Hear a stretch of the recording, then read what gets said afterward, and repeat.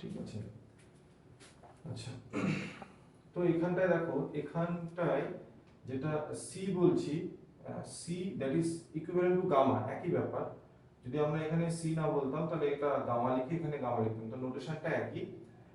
Gamma আর C দুটোই হচ্ছে ওই কমপ্লেক্স কার্ভটাকে রিপ্রেজেন্ট করে। তাহলে এবার যদি সি যদি এরকম হয়, ফার্স্ট অফ অল আমাদের যেটা করতে হবে, এর মানে সি যদি হয়, যদি আমরা গামাটি এখানে কত, এখানে গামাটি ইজ ইকুয়াল টু, ডেরিভেটিভ যদি করি i r e to the power it, আর জেড মাইনাস এ মানে এখানে f of z is equal to 1 by z minus a, 1 by z minus এটা হচ্ছে এফ অফ জেড। তাহলে সূত্র অনুযায়ী যদি আমরা আসি কি হবে, তো this is equal to a to b মানে এখানে কত, 0 to 2 pi, 0 to 2 pi f of কি ছিল, এফ অফ গামাটি, এফ অফ গামাটি। তো গামাটি মানে এখানে সরি গামাটি, গামাটি ইজ ইকুইভ্যালেন্ট টু দিস, গামাটি আর জেড একই ব্যাপার। মানে গামাটি ইজ ইকুয়াল টু এইটা, এটা যদি আমি এফ অফ জেড এ বসিয়ে দিই তাহলে কি হচ্ছে দেখো, জেড এর জায়গায় a plus r e to the power it বসিয়ে দিলে a ক্যান্সেল হয়ে যাবে, জাস্ট থাকবে 1 by r e to the power it, মানে 1 by r e to the power it. এটা হয়ে গেল f অফ গামাটি। আর গামা ড্যাশ টি আমরা এখানে বের করেছি i r e to the power it, so i r e to the power it dt. মানে এই আপার পোরশনটা, এই পোরশনটা দুটো ক্যান্সেল হয়ে যাচ্ছে, দুটো পোরশন যদি ক্যান্সেল হয়ে যায়, তাহলে থাকবে কত, only i, that is 0 to 2 pi, i তো কনস্ট্যান্ট বাইরে চলে আসবে, dt that is 2 pi i। ঠিক আছে, তো এটা একটা দেখো, এটা তুমি একটা ফর্মুলা বলো যাই বলো, যে এর ইন্টিগ্রেশন ভ্যালুটা অলওয়েজ কত হবে, 2 পাই i। এখানে ম্যাটার করে না যে সার্কেলের সেন্টারটা মানে a কোথায়, সেটা ম্যাটার করে না। যদি অরিজিনও হয় তাহলেও 2 পাই i, যে কোনো এর ভ্যালু যাই হোক না কেন, সার্কেলটা যাই হোক না কেন, এই যে কার্ভটা মানে f of z is equal to 1 by z minus a, যেটা এটা যা হবে হবে, তো তার উপর যখন আমি কন্ট্রোল ইন্টিগ্রেশনটা নেব অলওয়েজ ভ্যালুটা পাবো 2 পাই i। ঠিক আছে, এইটাই যদি আমরা z মাইনাস a এটা না করে z minus a two the power n করে দিতাম তাহলে কি হবে। ঠিক আছে, তার একটা एग्जांपल আমি দেখাচ্ছি।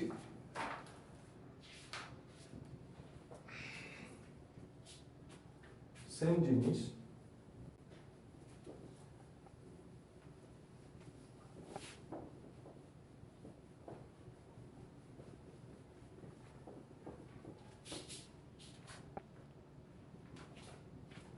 কি বলছে একটা example, prove that circulation over c বা integration over c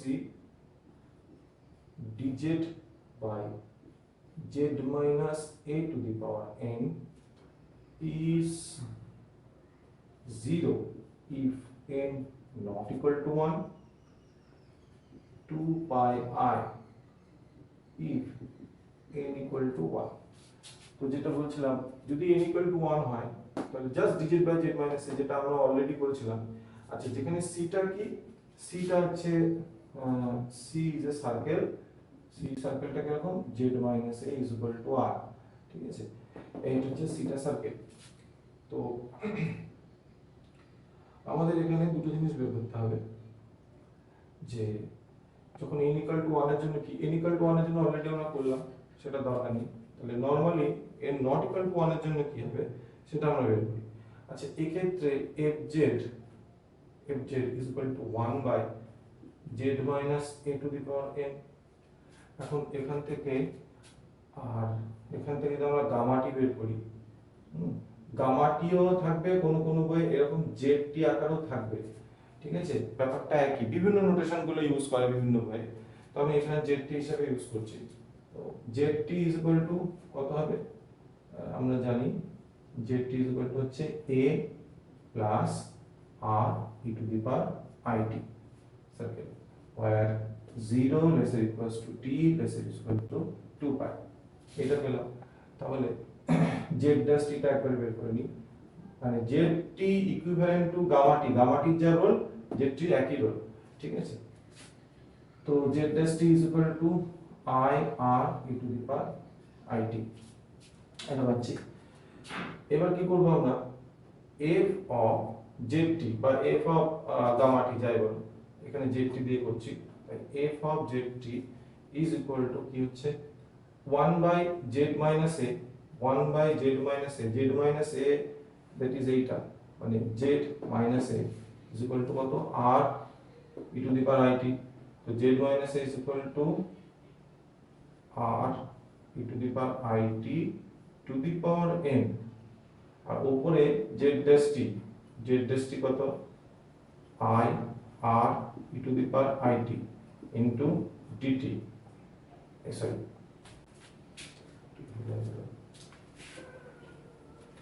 f of zt মানে জাস্ট এই জিনিসটা 1 by r e to the power it to the power n।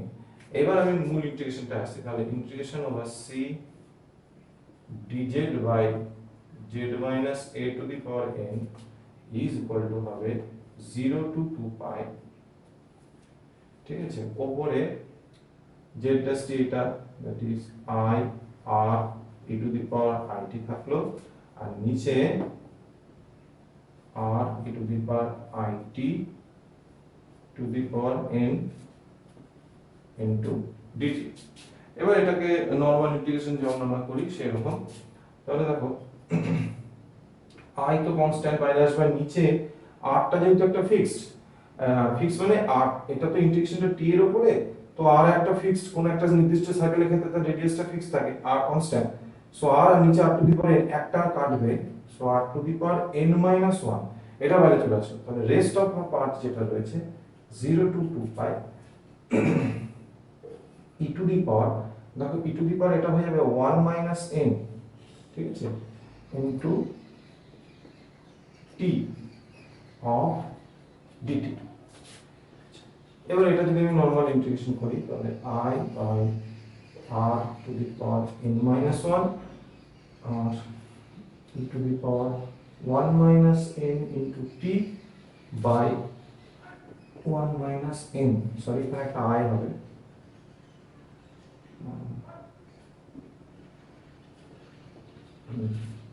এটা of 0 to 2 pi, তো এই i ক্যান্সেল হয়ে যাচ্ছে, তার মানে এদিকে আমি বাইরে রাখতে পারি 1 minus n of r to the power n minus 1 into e to the power 1 minus n of t 0 to 2 pi। এখন দেখো দুটোতেই এর ভ্যালু কি আসবে, যখন আমি 2 pi নেব, 2 pi যদি আমি নিই মাল্টিপল অফ 2 pi মানে cos 2 pi sin 2 pi, তো দুটোই cos 2 pi মানে cos 0 0 মানে 1, তো দুটো ভ্যালু বসালে আমি এটা পেয়ে যাব 1 minus n r to the power n minus 1, 2 pi এর জন্য পাবো 1 আর 0 এর জন্য পাবো 1, সো 1 minus 1 0, মানে ফাইনালি ভ্যালুটা হচ্ছে 0, ঠিক আছে। এইখানটা একটা জিনিস মনে রাখতে হবে, এই যে আমরা এটা করেছি n not equal to 1 বলাই আছে, কারণ n equal to 1 হয়ে গেলে দেখো তখন এইভাবে করতে পারবো না, কারণ এই যে পার্টগুলো সব 0 আনডিফাইন্ড হয়ে যায়। So for this integration n not equal to 1, তো n not equal to 1 হলে 0 প্রোভাইড করবে, আর যদি n equal to 1 হয় আগের एग्जांपले দেখালাম, তাহলে সেটা আমাকে 2 pi i এই রেজাল্টটা প্রোভাইড করবে। আচ্ছা, নেক্সট একটা অঙ্ক করা যাক। বলো।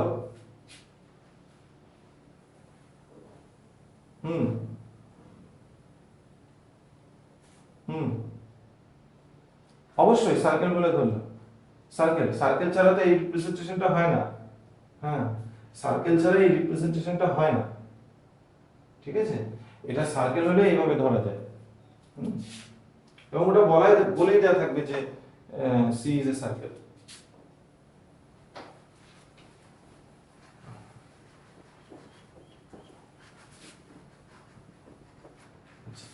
নেক্সট আগে যেন আমরা পিস ওয়াইজ কন্টিনিউয়াস কার্ভের কথা বলছিলাম। তো দেখা গেল একটা কার্ভ এরকম আছে, ধরো এরকম আছে, তারপরে এরকম গেল, তারপরে এরকম ফ্ল্যাট যাচ্ছে, তারপরে এরকম এরকম কতগুলো কার্ভের সমন্বয়। তো দেখা গেল এইটা C1, এই কার্ভটা C2, এটা C3, এটা C4, এটা C5 এরকম। তো পুরো যে কার্ভটা যেটা থাকবে সেটাকে আমরা এইভাবে লিখতে পারি যে C যদি পুরো কার্ভটা থাকে, মানে এইভাবে যদি থাকে C1 plus C2 plus C3 plus C4 plus C5, ঠিক আছে? মানে পাঁচটা কার্ভ আছে, তাদের যদি আমি কানেক্ট করে দিই, এরকম আলাদা আলাদা কার্ভকে কানেক্ট করে দিলাম, তখন এটা কারণ হচ্ছে একটা পিস ওয়াইজ স্মুথ কার্ভ। আগের দিন এটা আলোচনা করেছিলাম। এখন যদি এরকম থাকে যে integration over C, integration over C যদি থাকে পুরোটা, that is integration over C fz dz, তাহলে আমরা করতে কি পারি, এইটাকে এই পাঁচটা কার্ভে আলাদা আলাদা করে ভেঙে নিতে পারি। এটা ইজ ইকুয়াল টু হয়ে যাবে C1 fz dz plus integration C2 plus integration C3, এরকম প্রত্যেকটা আলাদা পার্টে আমি ভেঙে নিতে পারবো। কেন এটা করতে হয়? কারণ দেখো আমরা জানি যে যে কার্ভটা থাকে নিচে তার প্যারামেট্রিক ফর্মটার প্রয়োজন হয়। এখন একটা এই পুরো কার্ভটাকে, পুরো কার্ভের ইকুয়েশন তো এক নয়, কোনো একটা ইকুয়েশন গোটা কার্ভটাকে রিপ্রেজেন্ট করে না। তো সেই কারণে আমরা গোটা কার্ভটার কোনো প্যারামেট্রিক ফর্ম डायरेक्टली পাবো না। তো আমাদের কি করতে হয়, যতটুকু কার্ভ, এই একটা কার্ভের রিপ্রেজেন্টেশন যতটা, ততটুকু ভেঙে নিলাম। তাহলে এই C1 এর ক্ষেত্রে আমি একটা আলাদা প্যারামেট্রিক ফর্ম পাবো, সেটাকে এখানে বসাবো, মানে এইটা একটা আলাদা অঙ্ক হয়ে যাবে। ঠিক আছে? এরকম যদি এরকম এই কেসটা থাকে, তাহলে পাঁচটা আলাদা আলাদা অঙ্ক হবে, পাঁচটা আলাদা আলাদা ক্যালকুলেশন, সেখান থেকে আলাদা আলাদা রেজাল্ট। সেই পাঁচটা রেজাল্টকে যখন আমি একসাথে আনবো, তখন আমার ফাইনাল রেজাল্টটা পাবো। ঠিক আছে? যেমন একটা एग्जांपल দেখাচ্ছি।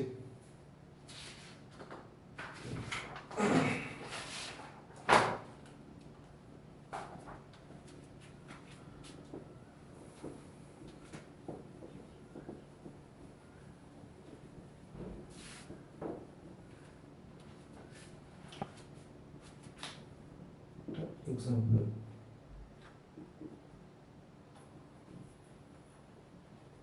evaluate circulation over C z bar dz from z equal to 0 to z is equal to 4 plus 2y along the curve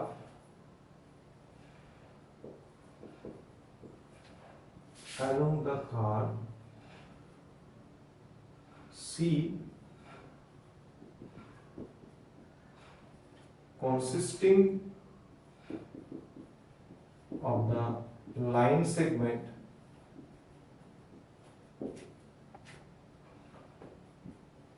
from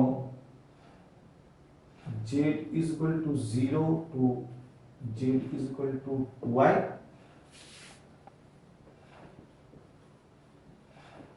followed by the line segment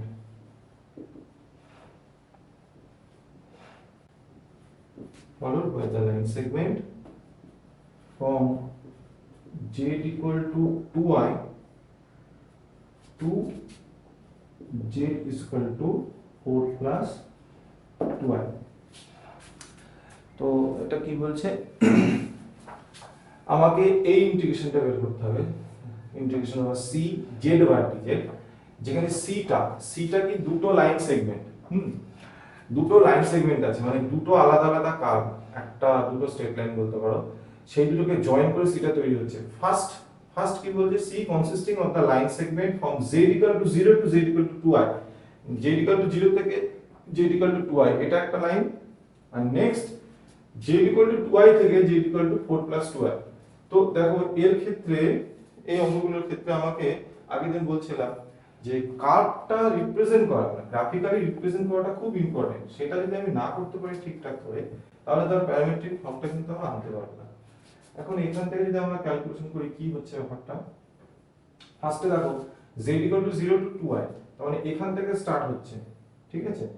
R 2i, তো আমি particular কোন একটা value নিলাম, ধরলাম এইটা হচ্ছে 2i, মানে হচ্ছে তোমাকে বুঝতে হবে 2y মানে কত 0 প্লাস 2y, তার মানে যে কোঅর্ডিনেটটা সেটা কত হবে 0,2, তো 0,2 মানে এই পয়েন্টটা, তাহলে z1 টা হচ্ছে এই লাইন সেগমেন্টটা, ঠিক আছে, এই সরি c1, তাহলে এই পার্টটা হচ্ছে c1, z equal to 0, z equal to 0 থেকে z ইকুয়াল টু 2y, এটা হচ্ছে c1 টা।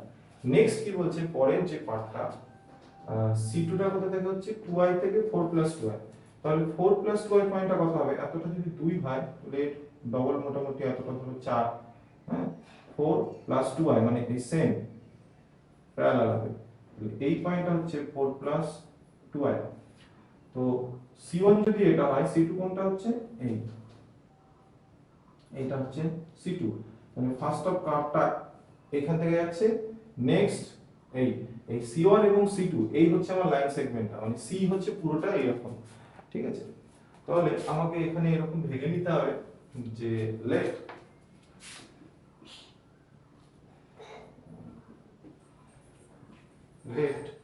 c is equal to c1 plus c2, where দুটো আলাদা আলাদা যদি তুমি বলে দাও যে c1 পার্টটা কোথা থেকে হচ্ছে এন্ড c2 পার্টটা কোথা থেকে হচ্ছে।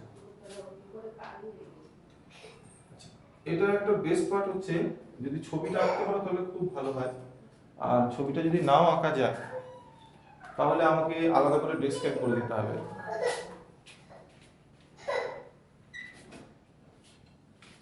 আলাদা করে ডেসক্রাইব করে দিতে হবে, যেমন where c1 is the লিখে দেব, where c1 is the line segment from z is equal to 0 to z is equal to 2y, and c2 is the line segment from z is equal to 2y to z is equal to 4 plus 12, দুটো আলাদা আলাদা করে লিখে দিলে। এবার তাহলে আমাকে c1 এর প্যারামেট্রিক ইকুয়েশনটা বের করতে হবে। নাও the parametric form of c1 is, আচ্ছা c1 এর প্যারামেট্রিক ফর্মটা কি হবে ভালো করে খেয়াল করো। c1 এর রেসপেক্টে এই যে যখন এই লাইনটা আমি পাচ্ছি সেখানে x এর ভ্যালু কিন্তু অলওয়েজ 0, ঠিক না, x এর ভ্যালু অলওয়েজ 0, শুধু y টা এখানে ভ্যারি করছে।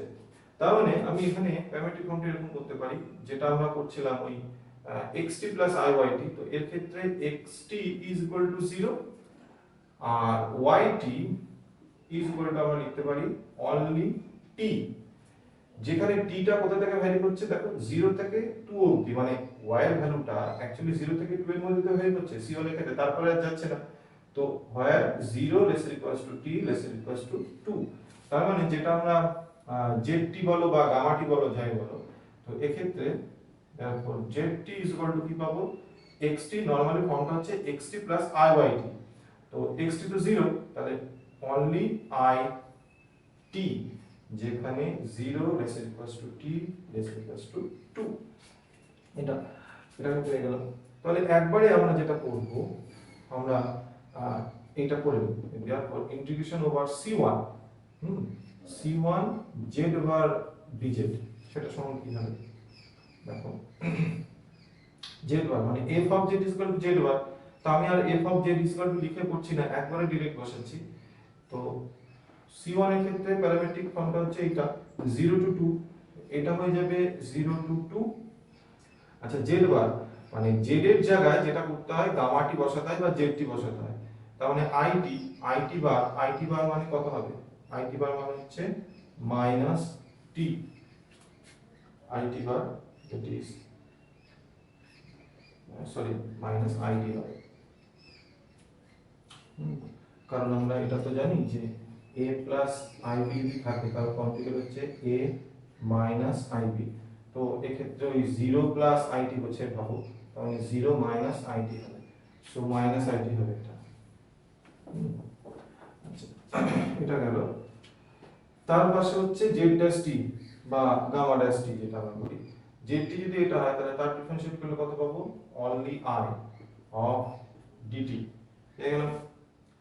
আচ্ছা, এবার এটাকে I square is equal to -1 adjust হয়ে যাবে। So only integration 0 to 2 t dt, that is কত হচ্ছে t square by 2 of 2 to 0। তো 2 এর জন্য পাবে 2, 0 এর জন্য 0, এবং এখান থেকে আমি ভ্যালুটা পাচ্ছি 2। এটা একটা পার্ট গেল, ঠিক আছে। এবার আমার c2 এর জন্য করতে হবে। Now the parametric form of C2 is, আচ্ছা C2 এর প্যারামেট্রিক ফর্মটাকে বলতে পারবে যে কি হবে? একটুখানি চিন্তা ভাবনা করে। C2 টা হচ্ছে এইখান থেকে এই লাইনটা, C2 এর ক্ষেত্রে আমাকে বলো তো কি হবে প্যারামেট্রিক ফর্মটা?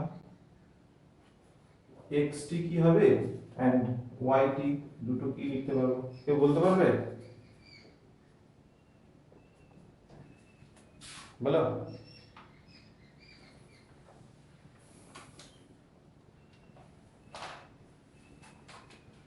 হুম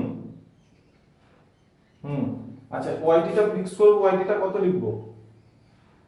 2। yt অলওয়েজ দেখো 2, ঠিক না? না, yt 2 হয়ে গেল, আর xt টা জাস্ট একটা t লিখে নেব।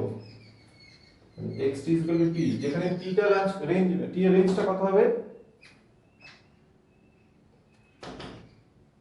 0 to 4, কারণ x দেখো x ম্যাক্সিমাম কত দূর এক্সপ্যান্ড হতে পারে, এখান থেকে এতটা, মানে 0 থেকে 4। তো t এর রেঞ্জটা হয়ে যাবে 0 less equals to t less equals to 4, এই হয়ে গেল। খুব ইজি জিনিস। তাহলে এটা হচ্ছে প্যারামেট্রিক ফর্মটা হয়ে গেল, ঠিক আছে। তাহলে zt কত হবে? therefore zt is equal to xt plus iyt, that is t plus 2i, এটা পেয়ে গেলাম আমি zt। হ্যাঁ, এবার তাহলে therefore integration over c2 করছি, integration over c2 z bar dz is equal to c2 range হচ্ছে 0 to 4, তাহলে 0 to 4 z বার, মানে এর যদি তুমি বার নাও that is t minus y, ওকে। তার সাথে z dash t করো, z dash t করলে only 1 পাবে, তো আর কিছু লিখছি না, into 1 into dt, এই হয়ে গেল। এবার এটা তুমি ইন্টিগ্রেশন ভ্যালু যা হবে তাই, that is t square by 2 R minus 2it of 0 to 4। এটা বসিয়ে এখন আমাকে ক্যালকুলেশন করতে হবে। বসালে কত হচ্ছে দেখো, 8 এর 4 এর জন্য কত পাবো? 16 বাই 2, মানে দ্যাট ইজ 8, আর এখানে 4 বসালে minus 8i, মানে 8 কমন নিলে 1 minus i, এইটা আমি পেলাম c2 এর ইন্টিগ্রেশনটা। তাহলে পুরোটা যখন এখন আমি টানবো কি হবে? এখানটা একটু মুছছি।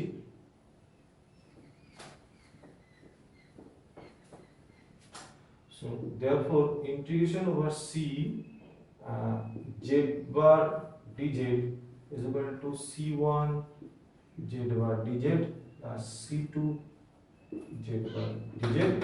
দুটো আলাদা আলাদা ভ্যালু পেয়েছি, একটা ক্ষেত্রে শুধু 2 আর একটা 8, মানে 2 plus 8 minus 8i, that is 10 minus 8i, এইটা আমার ফাইনাল ভ্যালু। এটা হচ্ছে ফাইনাল ভ্যালু। তো এই অঙ্কগুলো এরকম থাকবে।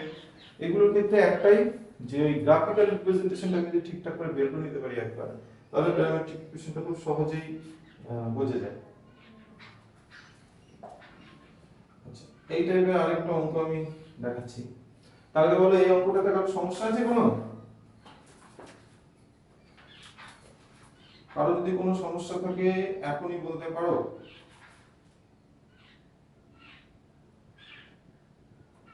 না এটা ভিডিও হচ্ছে বাবা, এটা আবার ইউটিউবে পাবে, চিন্তা নেই,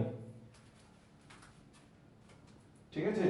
আর এমনিও আমি জিনিসপত্র পাঠিয়ে দেবো, অঙ্কগুলো পিডিএফ পাঠিয়ে দেবো, দেখতে যেগুলো আছে, অসুবিধা হবে না। সর্বতোপ্রকার চেষ্টা করছি যতটা করা যায়। এবার দেখো যদি এফেক্টিভ হয় তাহলে কন্টিনিউ করব, না হলে করে লাভ নেই। হুম, দাঁড়াও, একটা খুব সুন্দর অঙ্ক আছে, এরপরে আরেকটা অঙ্ক করাচ্ছি, তাহলে আরো এটা ক্লিয়ার হবে, তারপর অন্য টপিকে যাবো।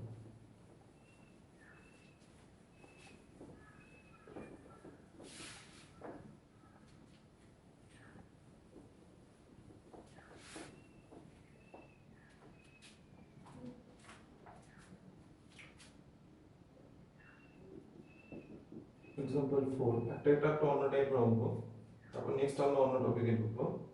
কি বলছে, ইন্টিগ্রেশন ওভার সি, আচ্ছা এটা বের করতে বলছে যে evaluate integration over c mod z into z bar of dz, ঠিক আছে, এটা বের করতে হবে। where c is a closed curve consisting of the upper semicircle, where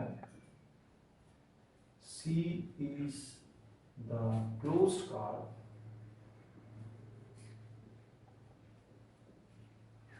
consisting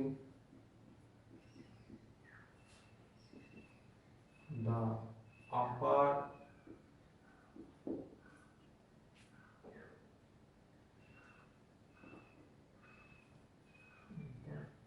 semicircle mod z is equal to 1 and the line segment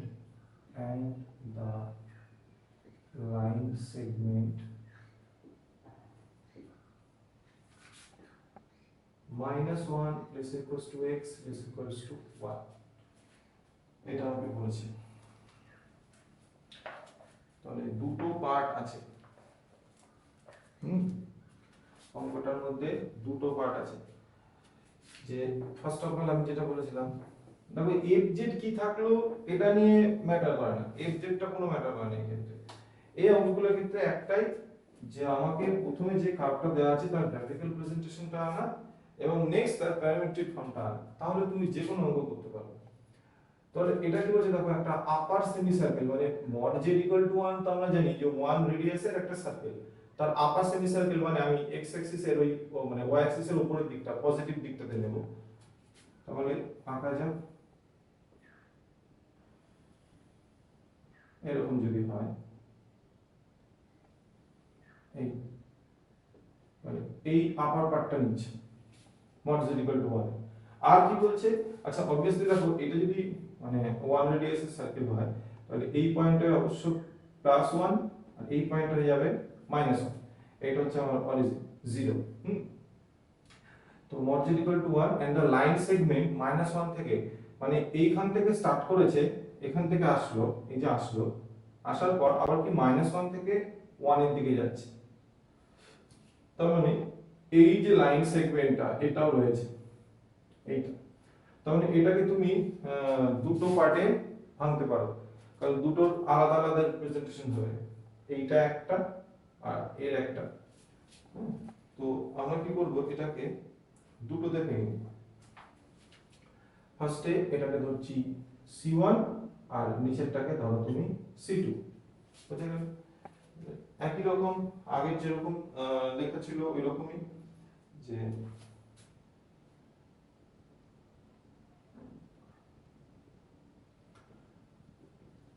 here solution fz is equal to কি ছিল, mod z into z bar and let c is equal to c1 plus c2, যেখানে ওই ওটা লিখবে যে where c1 is equal to where C1 is the upper semicircle of mod z is equal to 1 and C2 is the line segment minus 1 is equal to x is equal to 1 দুটো আলাদা আলাদা লিখে নিলাম তাহলে therefore parametric form of C1 এটা কি হবে normally খেয়াল করবে যে z এর ক্ষেত্রে যে কোনো সার্কেলের ক্ষেত্রে আমাদের প্যারামেট্রিক ফর্মটা এরকম হয় z is equal to a plus r e to the power r e to the power it যে কোনো সার্কেলের ক্ষেত্রে প্যারামেট্রিক ফর্মটা এরকম হবে z is equal to a plus r e to the power it যেখানে সার্কেলের সেন্টারটা situated at a is a complex number ঠিক আছে যদি a টা অরিজিন হয় 0 হয় তাহলে a এর ভ্যালু 0 তো z is equal to r e to the power it এবার যদি আমাকে পুরো সার্কেলটাকে রিপ্রেজেন্ট করাতে হয় তাহলে অবশ্যই t টাকে এই 0 থেকে t টা তো অ্যাঙ্গেল মানে 0 থেকে 2 পাই অবধি পুরোটা আনতে হবে তো নরমালি এর রেঞ্জটা থাকে এইটা এখন যদি সেটা সেমি সার্কেল হয় এর ক্ষেত্রে যেমন এটা সেমি সার্কেল বলা আছে তাহলে জাস্ট উপরের পার্টটা নেব মানে অ্যাঙ্গেলটা কত 0 থেকে অনলি 2 পাই অবধি পাই অবধি নিতে হবে 2 পাই অবধি নেওয়া যাবে তার মানে এই ক্ষেত্রে কি হবে z is equal to দেখো mod z মানে হচ্ছে রেডিয়াসটা মানে r যেটা তো mod z টা এখানে 1 বলেই দেওয়া আছে তাহলে আমি জাস্ট r এর জায়গায় 1 ভ্যালু বসাবো মানে only e to the power it এটাও 0 হ্যাঁ যেখানে t এর রেঞ্জটা কত হবে 0 less or equals to t less or equals to pi যেহেতু উপরের সেমি সার্কেলটার কথা বলা হচ্ছে এটা গেল তাহলে এর ক্ষেত্রে আমি ইন্টিগ্রেশনটা বের করে নিই আচ্ছা আলাদা আলাদা করে যদি আমি বের করি তাহলে এর ক্ষেত্রে যেটা জেডটি আমরা এখানে বলছি আচ্ছা নেক্সট দেখো ঠিক আছে ভালো হয়েছে দুটো দেখো নেক্সট একটা লেমা বলো বা রেজাল্ট বলো যা খুশি mod of a to b ft dt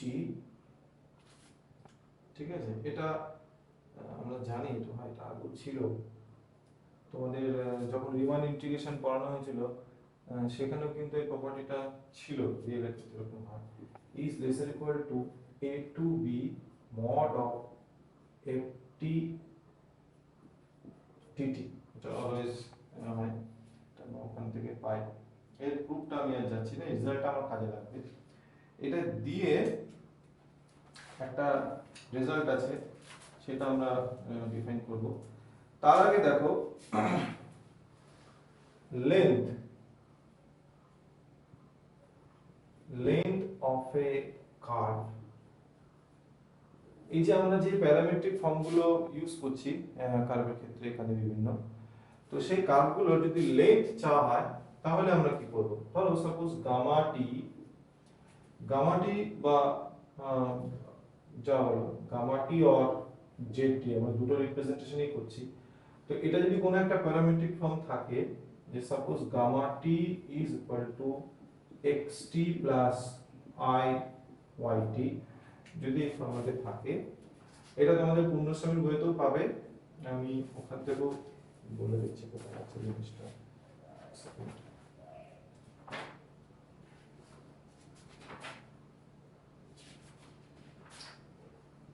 পূর্ণশ্রেণীর বই যদি থাকে 100 page number 125 4.7 article 4.7 page 125 article 4.7 দেখো লেন্থ অফ এ কার্ভ বলে এটা করা আছে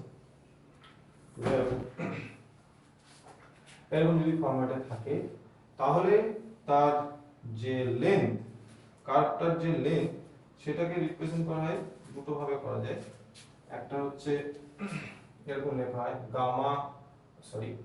এল অফ গামা এই রিপ্রেজেন্টেশনও থাকে কোথাও কোথাও শুধু এল দ্বারা রিপ্রেজেন্ট করা হয় is equal two integration t টি এর যে রেঞ্জটা থাকবে প্যারামেট্রিক ফর্মে থাকলে টি এর একটা রেঞ্জ থাকবে, সেই রেঞ্জ a টু b, এখানে যেখানে আমি এটা লিখছি l is equal to t, l is equal to b, এর যদি টি এর রেঞ্জ থাকে তাহলে a to b mod of gamma dash t dt, mod of gamma dash t into dt, বা z যদি থাকে instead a to b mod of z dash t into dt।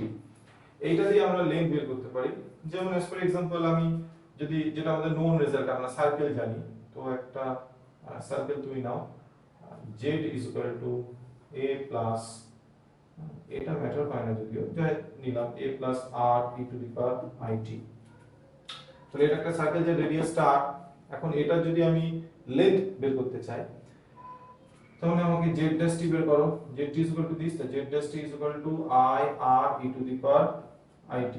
ওকে, তো L of this circle বা L of z t, এটা যদি আমি বের করতে চাই কি হবে, integration 0 to 2 pi mod of this। এখন z t যেটা, তার মডিউলাস ভ্যালু বের করতে হবে, খেয়াল রাখবে এটা কিন্তু মডিউলাস ভ্যালু। তো দেখো এর মডিউলাস ভ্যালু কত হবে, নরমালি i আর r, মানে এটা মডিউলাস ভ্যালু বের করতে গেলে তুমি আরেকটু বেটার হয় এইভাবে ভাবো, তাহলে সুবিধা হবে। i, আচ্ছা r টাকে কনস্ট্যান্ট বাইরে রেখে দিলাম, e to the power it মানে হচ্ছে cos t plus i sin t, আর i দিয়ে যদি গুণ করে দাও r বাইরে থাকলো, তাহলে minus sin t plus i cos t। এই এখন এটা, আচ্ছা তার আগে আরেকটা জিনিস বলে নিই, এই যে জিনিসটা আমি পেলাম না a to b mod of gamma dash t বা এটা যা খুশি, এইটা সমান আরেকটা জিনিস করা যায়, সেটা হচ্ছে a to b root over of, মানে এর মডুলাসটা যেটা x dash t তার square plus y dash t তার স্কয়ার অফ dt। মানে মডটাকে এইভাবে লেখা যায়, যেমন আমরা x প্লাস iy এর মড লিখি না, mod root over x square plus y square, সেই রেসপেক্টে। তো সিমিলার ওয়েতে দেখো r ইনটু দিস, এটাকে যদি তুমি ওই x প্লাস iy হিসেবে ভাবো, তাহলে তার মডুলাস যখন বের করবে, যেহেতু r টা কনস্ট্যান্ট দু ক্ষেত্রে থাকবে, r টা তো আমি বাইরেই রাখছি, আর বাকি root over of sin square t plus cos square t মানে সেই 1, মানে অনলি r থাকবে, বুঝা গেল? তো এটার, এইটা যেটা আমি বের করছি mod of z dash t, হ্যাঁ একটা লাইন লিখি, mod of z dash t dt, mod of z dash t আমরা পেলাম r, so r dt, মানে 2 pi r। দেখো আমরা তো এটা জানি যে একটা সার্কেলের যে লেন্থ, মানে পরিধি যেটা আমরা বলছি সার্কামফারেন্স, সেইটা তো 2 pi r হয়, সেটা আমরা এখান থেকে পেয়ে গেলাম। তো এইভাবে এই সূত্রটা দিয়ে আমরা কোনো একটা প্যারামেট্রিক ফর্মে কার্ভ যদি থাকে তার লেন্থ বের করা যায়। কিছু কিছু ক্ষেত্রে রেস্ট্রিকশন আসে, সব কার্ভের ক্ষেত্রে এটা ইজিলি বের করা যায় না, কারণ এই যে ইন্টিগ্রেশনটা কিছু কিছু ক্ষেত্রে এমন জটিল হয়ে আসে, তখন আমরা এইভাবে বের করতে পারি না, তখন আমাদের অন্য কোনো পদ্ধতিতে বের করতে হতে পারে, বাট এই পদ্ধতিতে বের করা যায়। তাহলে এইটা হচ্ছে কার্ভের লেন্থটা। এবারে লেন্থ যদি আমরা বের করতে পারি, তাহলে একটা রেজাল্ট আমাদের আছে, সেটা রেজাল্ট বলো বা থিওরেম বলো, সেটা হচ্ছে জায়গাটা, সেই রেজাল্টটা এরকম।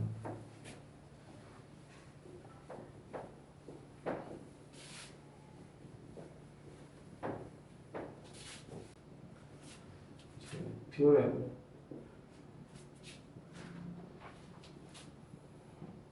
mod of integration over c fz dz, this is less or equals to m into l, ঠিক আছে?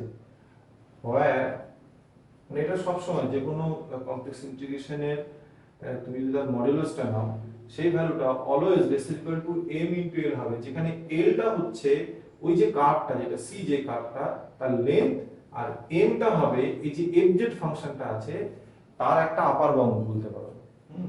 ভাই লিখে দিচ্ছি, ভাই m is equal to maximum of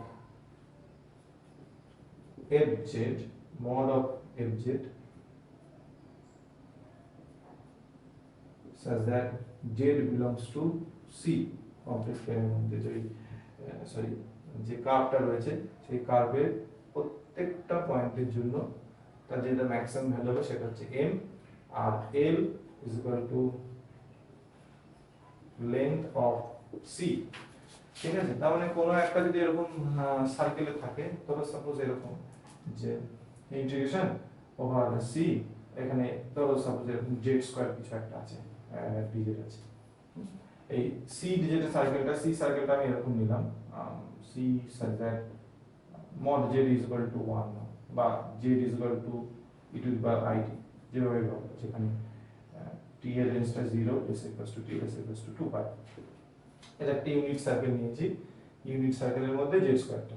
তাহলে এই ক্ষেত্রে m বলতে কি, এই যে ইউনিট সার্কেলটা আমি নিয়েছি এর প্রত্যেকটা পয়েন্টে z স্কয়ারের যে ভ্যালুগুলো আছে তাদের মধ্যে হুইচেভার ম্যাক্সিমাম, প্রত্যেকটা পয়েন্টে তুমি যদি z এর ভ্যালুটা বের করো, f of z মানে হচ্ছে z স্কয়ার, তো প্রত্যেকটা পয়েন্টে z স্কয়ারের যে ভ্যালুগুলো তোমাকে দেবে তাদের মধ্যে হুইচ ইজ ম্যাক্সিমাম সেটা হচ্ছে আমার ক্যাপিটাল M, আর L যেটা, Lটা হচ্ছে লেন্থ, মানে এই যে সার্কেলটা রয়েছে সার্কেলের যেটা লেন্থ হবে, আমরা তো জানি লেন্থ এখানে 2 পাই আর দ্যাট ইজ 2 পাই 1 মানে অনলি 2 পাই হবে। তো এই রকম এটা অলওয়েজ লেস ইকুয়াল টু এইটা হবে। এখন এর প্রুফটা, সেই প্রুফটা আমরা করব, প্রুফটার প্রয়োজন আছে।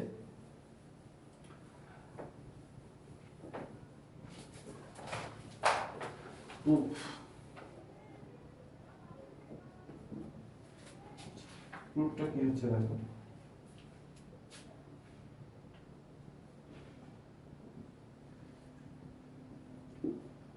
let C is given by z equal to zt, একটা parametric equation where a is equals to t, s equals to b, একটা প্যারামেট্রিক ফর্মুলা ধরে নিব। by definition of m, m টা আমরা যেভাবে ডিফাইন করেছি তাতে আমরা কি পাবো, যে mod of fz, যে কোনো fz, আমরা তো ম্যাক্সিমাম, তো ম্যাক্সিমাম ভ্যালু থেকে যে কোনো fz এর মডুলাস সব সময় ছোট অথবা সমান হবে, less equal two capital M for all t belongs to, সব সময় মানে এটা তুমি f of zt always less equal to m, এটা আমরা জানি। আচ্ছা, এইবার দেখো এই রেজাল্টটা, এই লেমাটা আমরা কিছুক্ষণ আগে করলাম, fz dz, এটা কি হয় এই জিনিসটা। আচ্ছা, এর আগে যেটা ওই যে গামা টি দিয়ে যেটা ফর্মুলাটা আমরা করেছিলাম সেই রেসপেক্টে এটা মানে কি হবে, a to b f of zt into z dash t of dt, যেটা গামা দিয়েছিল f of gamma t into gamma dash t of dt, এইটা ফর্মুলাটা ছিল। এবার দেখো আমরা ওই ইন্টিগ্রেশনের এইগুলো করার আগে যে লেমাটা আমরা বলেছিলাম, একটা লেমা ছিল না, যে mod of f dz integration of this always this is equal to integration mod of f dz ছিল। তো সেই অনুযায়ী এটা লেখা যায় this is equals to a to b mod of f of zt into z dash t of dt, ওই lemma থেকে আমি এই জিনিসটা লিখতে পারি। এখন দুটোকে আলাদা আলাদা করে দিই, মোড তো আলাদা আলাদা করা যাবে, মানে a to b mod of f of zt into mod of z dash t of dt। দেখো mod of f of zt, এই যে mod of f of zt, এটা তো always less equal to m, তার মানে this integral must be always less equal to m এখানটায় এই জিনিসটার জায়গায় আমি m বসাতে পারি, আর এইটা যা আছে তাই থাকলো। যেহেতু m টা একটা ফিক্স নাম্বার কনস্ট্যান্ট, তাহলে m টা ইন্টিগ্রেশনের বাইরে চলে আসবে, মানে অনলি এটা থাকবে a to b mod of z dash t dt। m টা যেহেতু কনস্ট্যান্ট বাইরে চলে আসবে। এবার দেখো তো এই যে জিনিসটা a to b mod of z dash t dt, এটা কি? এটা তো তোমার l বের করার সূত্র। এই যে আমরা কিছুক্ষণ আগে করলাম না যে লেন্থ বের করার সূত্রটা কি ছিল? l অফ গামা, সেটা ছিল হচ্ছে integration a to b mod of gamma dash t dt, ঠিক আছে? বা z এর রেসপেক্টে করলে a to b mod of z dash t into dt। তাহলে এইটা, এই জিনিসটা is equal to l, so m into l। তাহলে এই ইন্টিগ্রেশনটা ইন্টিগ্রেশনের মডুলাসটা always less equal to m into l। এইটা থেকে কিছু রেজাল্ট, কিছু কিছু অঙ্ক থাকে এই লেমাটার উপর বা ইকুইভ্যালেন্টের উপর। যেমন একটা एग्जांपल আমি দেখাচ্ছি।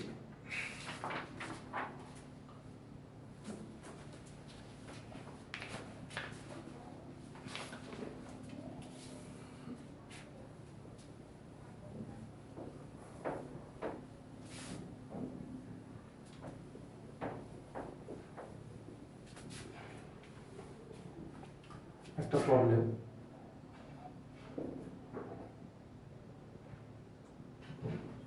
let C be the arc of the circle mod z is equal to 2, mod z is equal to 2 from z is equal to 2 to z is equal to 2i, ঠিক আছে?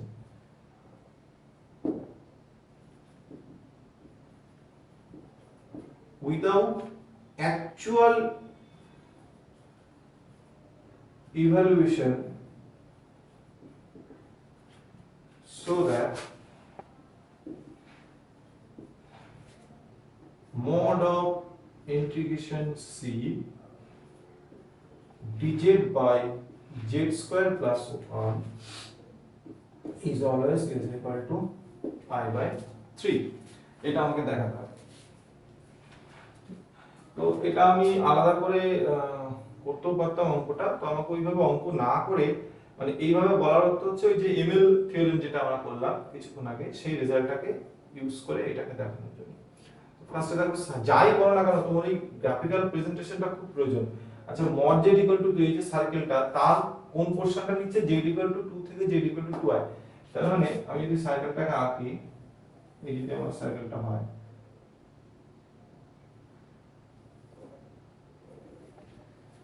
তো এটা হচ্ছে 2 রেডিয়াসের, মানে এই পয়েন্টটা 2 আর 2i, তাহলে এই পয়েন্টটা হবে।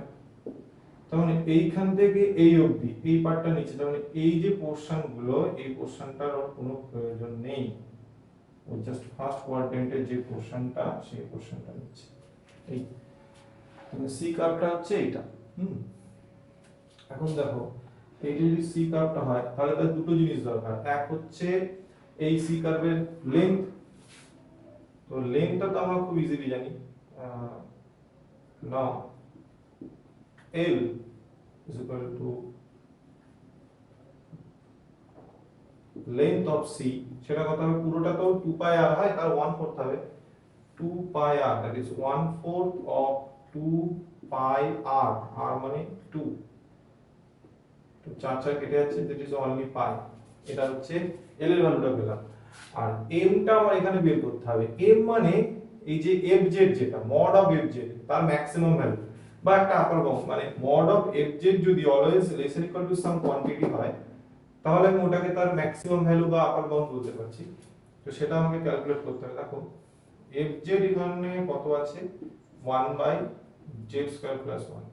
বেশ, আমি z স্কয়ার প্লাস 1 টা, তার মানে mod of fz মানে mod of this, এটাকে ক্যালকুলেট করতে হবে। mod of this মানে অ্যাকচুয়ালি এই পার্টটা দরকার, mod of Z square plus 1 মানে ক্যালকুলেশনটা তোমাকে এইভাবে করতে হবে। দেখো ব্যাক ক্যালকুলেশন না করলে অঙ্কগুলো হবে না। মড অফ এটা মানে মড অফ দিস, আচ্ছা এই মড অফ মানে তোমাকে actually mod of Z square plus 1 এইটা হচ্ছে মেইন। এখন এইটা যদি আমি লেসার ইকুয়াল টু দেখাই তাহলে কিন্তু হবে না। কেন হবে না? কারণ 1 বাই আছে। তো আমাকে যদি এইটা কোনোভাবে দেখাতে হবে this greater equal to some value এখানে, তাহলে যখন তুমি 1 বাই করবে, যখন আমি 1 বাই করব তখন এই গ্রেটার ইকুয়াল টুটা লেসার ইকুয়াল টু হয়ে যাবে। লেসার ইকুয়াল টু তার মানে দেখো mod of fz is laser equal to some value, ওইটাই আমার m হয়ে যাবে। তো ক্যালকুলেশনটা এইভাবে, তার মানে আমাকে এটাকে এমন ভাবে ভাঙতে হবে যাতে গ্রেটার ইকুয়াল টু সাম কিছু আসে। ঠিক আছে, সেটা কিভাবে করা যায় দেখো। নাও